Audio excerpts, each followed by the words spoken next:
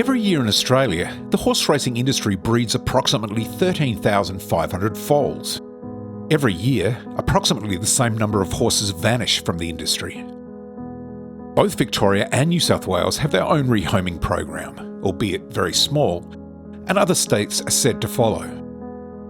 It's an initiative created to encourage the retirement of horses once used by the racing industry into pleasure and performance activities.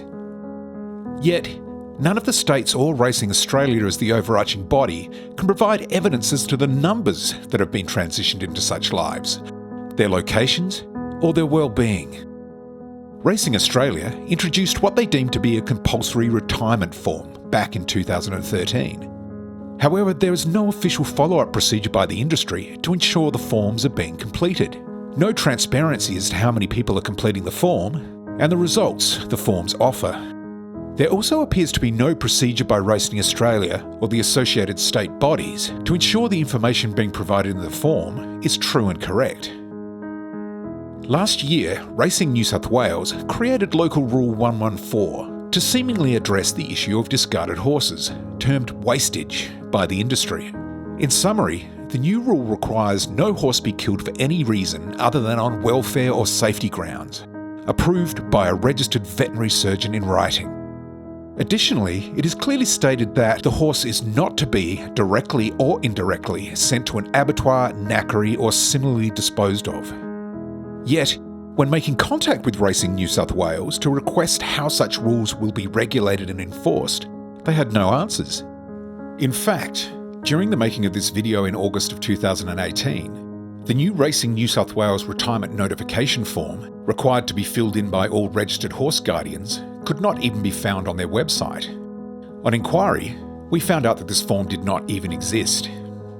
Interestingly, after CPR filed a Freedom of Information request with Racing New South Wales, seeking details being somehow collated from this non-existent form, it miraculously appeared on the Racing New South Wales website dated August 29, 2018, 11 months after Local Rule 114 came into place. On review of the form, which requires the horse's retirement location, it is clear there is no further requirement to provide information as to the horse's whereabouts moving forward from the initial location, meaning horses could easily be sold off again from there to be relocated or slaughtered, and Racing New South Wales would not need to be notified, nor would they have any power to act. There is also no consideration made for the industry terms as broodmares, retired female horses repurposed into breeding the next big winner. Once their breeding days are over, they too vanish, like so many others. CPR have submitted a retirement plan to Racing Australia that, if adopted nationwide in full, would go a long way to addressing the widely accepted wastage culture of the industry. For any retirement plan to be effective, it must have the appropriate resources made available, and transparency is crucial so that an industry that is currently self-regulating is held to account. We have no doubt Racing New South Wales are making attempts to address serious issues that exist in the racing industry. The problem is, can they actually be addressed? In a business where horses are brought into the world solely to make profits for humans, and forced into a life that depends on them being compliant and profitable, how can one ever realistically expect their well-being, interests, and ability to live a long and fulfilling life will be given priority?